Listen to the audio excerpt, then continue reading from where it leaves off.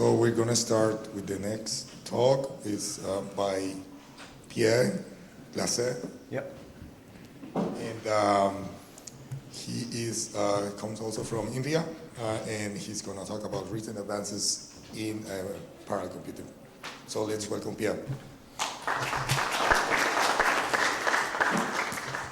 Okay. Hello, everyone. Thanks for being here. So my name is Pierre. I work as a research engineer in India, and so my job is to improve the performance of scikit-learn, which is a machine learning library that my team develops, when being asked to run in parallel. So scikit-learn actually doesn't really handle parallelism on its own. It delegates parallelism work to third-party libraries that themselves are based on standard library tools. So improving scikit-learn in multiprocessing settings implies not only improving scikit-learn, but also improving all the upstream tools that enable parallelism in code.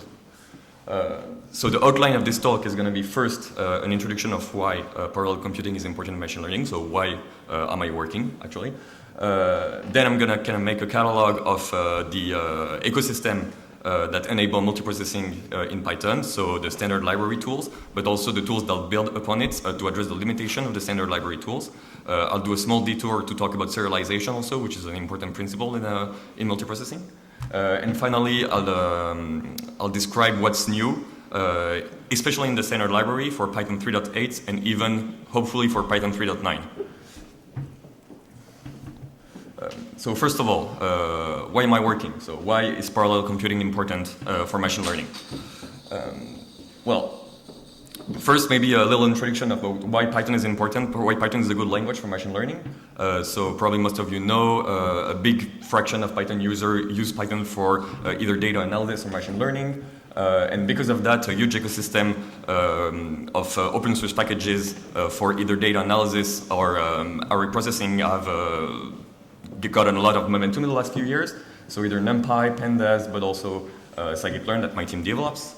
And at its core, you have to understand that scikit-learn and machine learning is about statistics. And in statistics, what you want to do generally is to repeat many operations, like a completely independent operation, a lot of time. So let's say, for example, I want to have like a good estimate of something. So I want to have a good estimate of the test error of a machine learning model. So what I want to do is fitting a model on different subsets of the training sets, a different subset of just a data set, and then evaluate this model on a separate test set. And this computation can be done completely independently. I can fit this model completely independently several times. And if I have, for example, several cores or several machines, I can just allocate those resources and give them those tasks that run completely separately. They don't have really to communicate between each other. And then it can send me the result back. So typically, this is what is called embarrassingly parallel tasks. So tasks that can be run completely independently on separate machine and then can be sent back to the main process. I thought that this happened for example, cross-validation, but this also happens for random forest when you want to fit a bunch of trees that are little building blocks of a random forest. And also you can, for example, want to do hyperparameter selection, and in this case, if you do a random search or a grid search, you can fit completely separately and independently a same model on different set of hyperparameters, and then send me the result back to see what the best model is. So in any of those cases, you want to actually do completely independent tasks, and that's the important message, completely independent tasks, that there is no concurrency, there is no coroutines waiting on each other, completely independent tasks, and that's what we call embarrassingly parallel tasks. And when I'm talking about parallel computing, that's actually what I'm going to talk about. Because intuitively, parallelization in this kind of task, so embarrassingly parallel tasks, are very easy to implement technically. You just have a bunch of resources or your cores or machine and you distribute those tasks. It should be very easy to use in scikit-learn. And actually, this is the case. It's very easy to use. There is simply an end job parameter that is implemented for most of the scikit-learn estimators. And if you tune it, so if you pass it from, for example, 1, it runs on 1 job. If you specify 4, it runs on 4 cores. And that's it. You can use it. Now, let's dive a little bit more into the implementation details of multiprocessing, parallel computing. So you can either run your code on different threads or on different processes. And actually, in Python, it matters a lot, and I'm going to explain why. On a random, so let's take the example of fitting a machine learning model. Let's say, for example, a random forest. So if you use actually multithreading code, what's good is that threads live in the same process and they don't have to actually they share memory, so they don't really have to pass data around. And this is really nice because sometimes an overhead in multiprocessing is the overhead of data serialization. So here I have a bunch of threads. Each of those threads are, for example, are given the task to fit a tree of a random forest, and all those threads, they share the memory. So this is really nice, but on Python there is a huge limitation that's called the global interpreter lock, and that prevents threads from running in parallel. So generally, threads of a single process in Python will run sequentially. This is not always the case, especially if you run some code that actually natively releases the global interpreter lock. So for example, NumPy functions or SciPy function, the GIL may be released, and in this case you can have truly parallel code using threads. But actually when you're a user, you don't really know whether or not the code you're going to run releases the GIL or not. So if you run NumPy function, you may be lucky and this function may release the GIL because NumPy developer thought about that. But first of all, you cannot do it in pure Python application, so you always have to use code that is written in native code, or you can also use Python. And generally, if you use third-party code, you don't have the power of knowing whether or not the code you're going to run is going to release the GIL or not. So, I mean, if you really want to have a speed up when using when doing parallel computing, I would say that running threads is not super safe. You're not going to know for sure whether or not you're going to get a good speed up in Python. It's Python specific. So the following of this talk is more gonna focus on multiprocessing. So actually running codes in different processing and not in different threads, because provided that you have low serialization cost and low process creation cost, you can ensure that when multiple processes can actually run in parallel, and so that you get a speed up of running running your code in parallel. And this is very important. So in practice, you can, if you want, run a scikit-learn estimator either by using thread or by using process in a parallel computing setting. So you can run a random forest on different threads or on different processes. But because of the GIL, you will have, for example, unexpected results regarding the performance of multi-threaded code, and I think this benchmark show it well. So here, this is a rich plot. There is a lot to say. Basically, you have the y-axis is the time it took to fit one model. So each point is one model. The y-axis is the time it took it to fit it with I'm going to get there. The y-axis here is the time it took to fit one model. So this is one model. Is the time it took it to fit it sequentially. Okay. Okay. Sorry. Thank you very much. Thank you. So the y-axis here is the time it took one model to fit sequentially, and the x-axis is the time it took to get a model to fit it using 4 cores. So ideally, so this line here is the green line, is the line we want to get. Its equation is y equal x divided by 4, and so we want all those points to be along those lines. That would mean that we have an ideal speedup, right? And this line is a line y equal x, and typically this is the line where we have absolutely no speedup from using multiprocessing code. And so as you see, there are a lot of purple points that are in a very bad zone that are here, the GIL contention zone. So in this case, you have absolutely no speed up from running parallel code because actually you use threads, right? The purple points are points where you use threads to run your model, to fit your model. The yellow points are points where you use processes. And as you see, there is no yellow points on the very bad zone. The bad zone is the zone in the up, and here you have only purple points. So, I mean, probably a good advice is to make sure you not use so much threads when you want to parallelize a model in scikit-learn. A safer option is actually to use processes. As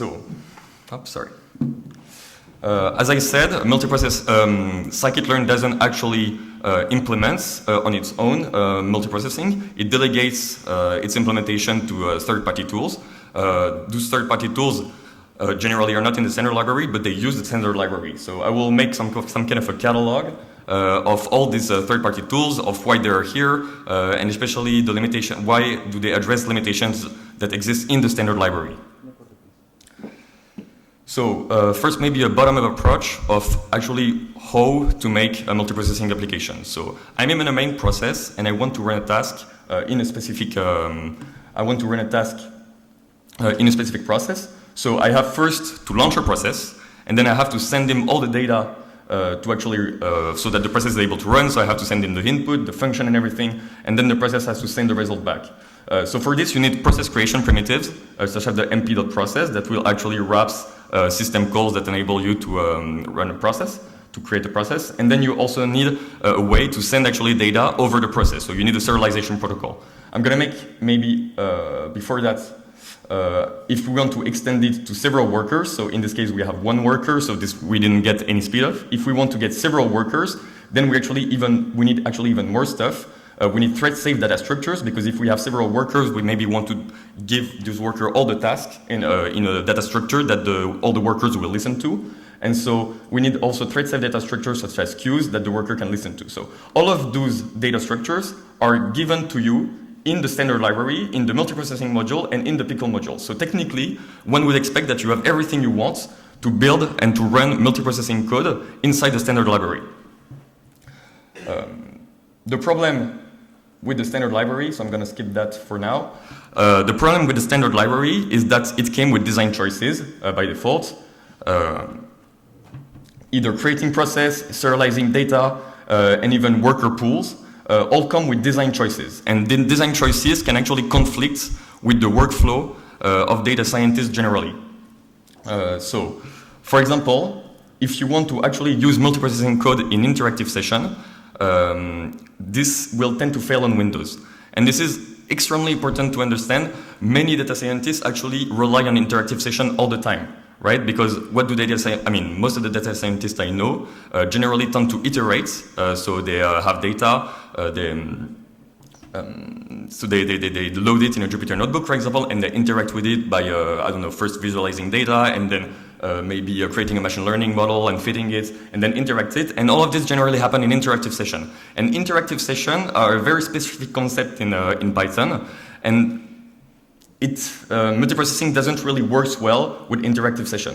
So this is a strong limitation that probably harms the workflow of data scientists, and that has to be addressed.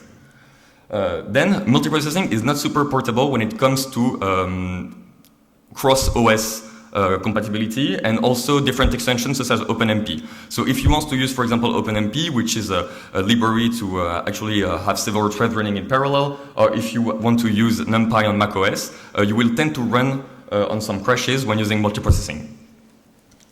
And finally, multiprocessing is not super robust when it comes to worker crashes. So you may encounter what we call deadlocks, which will make your Python program completely hang, and which is very annoying if you run multiprocessing application.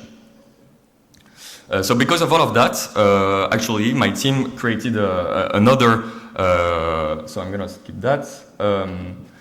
My team created different standard library tools, third-party tools, sorry, to fix all of these problems. So Loki, for example, is third-party packages that provides a more robust worker pool. Process pool executor is another worker pool that is completely cross-version compliant, so it works for Python 2 and Python 3.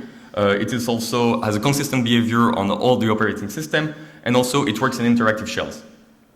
So I think the last point is very important to underline. The fact that Loki works on interactive shells really eases the workflow of data scientists, because otherwise interacting with your data in Jupyter Notebook in a parallel setting wouldn't work. Loki has provided the same exact API than another standard library package that's called concurrent features. Concurrent features was developed after multiprocessing and exposes another worker pool that has a much better design, and it is much more robust to worker crashes, but that doesn't really fixes the case when you want to interact with your code on interactive session. So Loki really fixes the use cases compared to the standard library. Loki really fixes the use cases of working on interactive sessions, typically in Jupyter notebooks. So probably I'm not going to have so much time to talk about that, but another very important point that Loki does is that it uses, instead of Pickle, which is a serialization protocol in the standard library, it uses Cloud Pickle, which addresses most of the limitation of Pickle. Actually, one of the big limitations of multiprocessing is that it is tightly coupled with Pickle. Pickle is a serialization protocol that tends to have limitation when working with interactive session. So when I'm saying multiprocessing doesn't work on interactive session, it's more like Pickle doesn't work on interactive session. And since multiprocessing has to use Pickle, multiprocessing doesn't work. But since Loki is completely decoupled from Pickle, as it uses a third-party extension that's called Cloud Pickle, that builds upon Pickle, but that fixes the limitation of Pickle, Loki works well on interactive sessions. So it's really the passing from Pickle to Cloud Pickle that enable Loki to work well on interactive sessions. So if we make a small summary of how this all adds up, so you have first the application layer, which is probably scikit-learn. Scikit-learn interacts with a third-party tool that's called joblib that provides an API to work with multiprocessing code in scikit-learn. And joblib internally can either use Loki, so here I make it use Yuki, but it also can use multiprocessing. If you can switch it, it's programmatically switchable. It either uses Loki as a backend or multiprocessing as a backend. And Loki has a dependency on Cloud Pickle, which itself builds on Pickle. So this would be the high-level framework. So I don't have so much time, so I'm gonna now skip to what's new in Python 3.8 and Python 3.9. I think that before Python 3.8, serialization extensions such as Cloud Pickle that build upon the Pickle Protocol were kind of third-party citizen, especially because they couldn't run faster, as fast as Pickle could run. Pickle is a serialization protocol that has an implementation as the standard library, and actually it has not one implementation but two implementations that are virtually identical, but one is written in pure Python and one is written in C. So the one written in C is super fast, it exposes Python function and everything, but it's optimized in C, so it's super fast. And until recently, Pickle extensions such as Cloud Pickle that are used by third-party tools that enable multiprocessing couldn't extend the C-optimized Pickle. So actually, when running this code, for example, this code uses Pickle and Cloud Pickle to serialize the exact same object. Using Pickle, it takes 30 times faster. It's 30 times faster than using Cloud Pickle for exactly serializing the same object. So at this point in Python 3.7, third-party extension, a serialization extension, were really, I think, third-class citizen. But in Python 3.8, a joint work with Antoine Pitrou and Olivier Grisel enabled us to actually extend C-optimized Pickle using Cloud Pickle. So at this point, all Pickle extension can actually extend the C-optimized version of Pickle, which make them super faster to actually run. So this is very important because since scikit-learn builds on joblib, which itself builds on Loki, and Loki depends on Cloud Pickle, as soon as an improvement is made on Cloud Pickle, the improvements go back up and benefits the whole ecosystem. And actually, Cloud Pickle is not only used by scikit-learn, but it's also used by many distributed computing libraries because passing data around with the rise of distributed computing became a very, very, very important concept. So libraries such as Dask, such as Ray, such as Spark, they all need to pass data around between workers. And because of that, as soon as you make an improvement to serialization mechanism in Python, this improvement goes back up and benefit the whole ecosystem. So contributing to low-level tools is very important because they can have a big impact and the impact can be distributed on many, many, many application layer user level. Another important thing to understand is that the Pickle Protocol is used to serialize objects, but serializing the object is basically having an in-memory object and transforming it into a format that is either suitable for persistence, so dumping it on disk, or for data transfer. So generally you use bytes. But actually, when Pickle was designed, it was more used to persist data, so to put data on disk, so to dump data on disk, than to pass data around. Now, you mostly use Pickle when you have different workers that run in the memory and that you want to communicate between workers and send data to workers. So in this case, all the objects and all the stream of data lives in memory, whereas before you would dump object on disk and memory usage was not so much a concern. And because of that, Pickle was actually not so much efficient when it comes to RAM usage. So, for example, if you want to dump a big NumPy array in Python 3.6 and before, dumping this big NumPy array would induce spurious copies from 1 to 2. And at this point, if your NumPy array is, for example, 2 gigs, the memory footprint of your program will go up to 6 gigs, for example. And you can see that your programs will likely crash only because of spurious memory copies that could be completely avoided. So one thing that actually Olivier and Antoine, which is Olivier Grisel here, Antoine Pitrou, which is a CPython core developer, and me worked on this year, is to improve the efficiency of passing data around using serialization mechanisms such as Pickle in Python. This led to the introduction of the Pickle Protocol 5, which exposes a low-level object, which is the Pickle buffer. So you probably will never see it because it's buried within deep layers of different third-party libraries. But this actually allows you to do absolutely no copy when serializing, so dumping, loading, passing, for example, any object that uses NumPy arrays. So 10 data frames, scikit-learn estimators, all of this now cover very efficient serialization. And actually, the developers of the Pickle Protocol 5, I think, had a bigger vision than that. The Pickle Protocol 5 is not only more efficient dumping and loading of NumPy arrays, it is also understanding that Pickle is a very good, let's say, ground framework for serializing any kind of objects in Python, but sometimes it's not so much efficient, and you maybe want to use, I don't know, very efficient C++ libraries to handle the compute-heavy parts of serializing your objects. If you think, for example, about what a NumPy array is, NumPy arrays are basically a big contiguous buffer of data plus small metadata. So you have the strides, the flags, the shape, and then you have this huge memory buffer. Pickle is very good at serializing Python objects. So if you give Pickle this, it will serialize it well. But maybe the big data buffer, which is a very simple segment of memory, could be handled not by Pickle, but by a very, very efficient third-party tools. And what actually the Pickle Protocol 5 introduced is called out-of-bounds serialization. So starting Python 3.8, you can now serialize NumPy arrays using two different bounds, the Pickle stream that will pickle, for example, the metadata, and a third-party stream that can be a very, very efficient serialization stream, I don't know, that, for example, implement efficient compression. And in this case, the big data buffer that is held by the NumPy array can be serialized in a different band. And in the worker, when you want to get the two streams, you can combine the two streams very easily using the new Pickle Protocol 5 interface. So this is actually a very good addition. I think it was created by having the Arrow case in mind, because Antoine Pitrou also works on Arrow.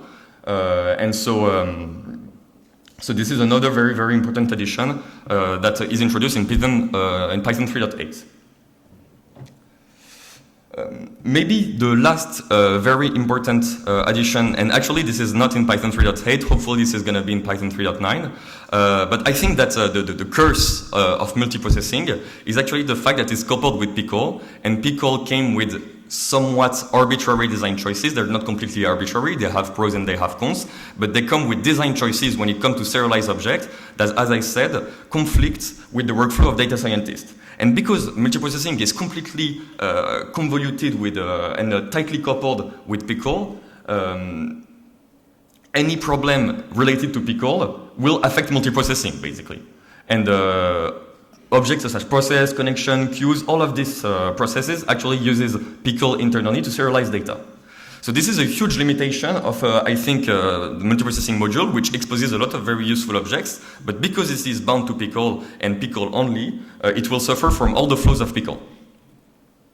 And hopefully what's going to be new in Python 3.9 is to allow ourselves to kind of patch the reducing mechanism, so the serialization mechanism that is used internally by multiprocessing, by asking multiprocessing to not use, for example, Pickle, but to use a third-party extension that extends Pickle, for example, Cloud Pickle, or maybe you've heard of Dill. So all of these different extensions, they actually extend the abilities of Cloud Pickle to basically make it work on very important use cases. So this is a joint work with Pablo Galindo, which is also CPython core developers. But this is not merged yet, so the API is not even completely decided. But what currently seems like a good consensus is to expose what we call an abstract reducer, which implements two methods, a getPickler class and getUnPickler class. And those two methods returns basically different pickler and unpickler objects. And if you ask multiprocessing to use this reducer, multiprocessing will not use Pickle anymore. It will use the pickler and unpickler that you specified in those two methods. So I think this is a very, very good addition. And why I think this is a good addition is because in the standard library, you have very good things. You have basically all I would think the access to low-level OS system calls, such as semaphore, like creating semaphores, creating processes, all the things you really don't want to handle them. So this is good that this is done by multiprocessing, but the design choices related to serialization are not the best and are not maybe adapted right now, but changing them will require a lot of discussion and is not even likely to succeed. So what you really want is to be able to completely extend multiprocessing capabilities, to patch kind of the behavior that you don't want, and to actually still rely on the objects that are very interesting, such as the process class, the connections class, the worker pools, and everything. So I think this is a step in the very good direction, and I think that multiprocessing developers understand that the design choices should be overcome, but do not necessarily belong, the changes do not necessarily belong to the standard library. What is important is to make it possible for multiprocessing internals to work and talk well to third-party tools such as Cloud Pickle and other third-party multiprocessing and serialization mechanism. So this sums up my talks pretty well. So as I said, the improvements in the Python standard library went toward making multiprocessing utilities more efficient, more robust. So robust is more about Loki. More efficient is more about making it possible to extend the C-optimized pickler, and more extensible, which is the last point of my talk. But this is actually not the only pattern that is affecting the standard library when it comes to inter-process communication and multiprocessing. There are two other very big advances that are either know nothing about or don't know well about. Is the new multiple sub-interpreter in the standard library. So this I know not a lot about, but I would be glad to talk about anyone who knows well about this. It is a PEP in Python investment proposal that is introduced by Eric Snow. But also there is the shared memory module that is to me not at all production grade right now, but that hopefully will tend to become more and more robust and easy to implement. So if anyone has questions about that, actually I can answer well because I contributed a lot to it. Yeah, feel free to ask me any questions about those.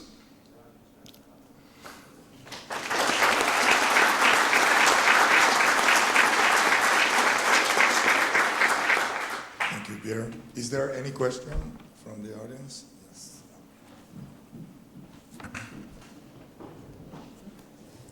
Could you speak about mmap at all? Or Yeah. Two words, if you like it, don't like it. No. I can speak a little bit about memory mapping. Actually, there is maybe one bit of slide about it here. Here, so we can actually joblib. So joblib is the third-party packages that is used by scikit-learn to parallelize code. And actually, joblib, when some data structure hit a size threshold, actually memory maps the inputs to send it to the workers instead of passing it into a standard stream. But this happens actually into a virtual file system that's called dev/shm. So it's a memory maps it, but it's very efficient because it all happens in memory. So it's a specific time of memory mapping. It's not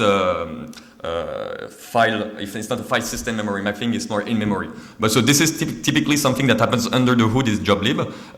You can toggle it by specifying the max and byte option. That is the threshold beyond which you will start memory mapping objects. So it is true that the memory mapping is a good alternative to serializing objects. But for example, in a distributed computing setting where you have several machines, memory mapping is not going to help. So this is good, but for multiprocessing code, not very for multi-machine code. Hi, yeah, I have a question about these. There's sort of three strategies in multiprocessing for creating new processes. So I think there's like spawn, fork, and fork server. Maybe you could say a sentence or two about the three and which one is to be preferred. Yeah, very, very good question. I don't know if you look at low-level C libraries, you will often find guidelines in these low-level C libraries. And one of the big guidelines that you will always see is do not use fork without exec. So fork is a way to create a process, but once you create fork, you kind of perturbate, kind of break some things in processes, and because of that you want to call exec right after. And actually it's, I think, calling fork without exec in Python. So when you use the start method equal fork, you call fork but you do not call exec.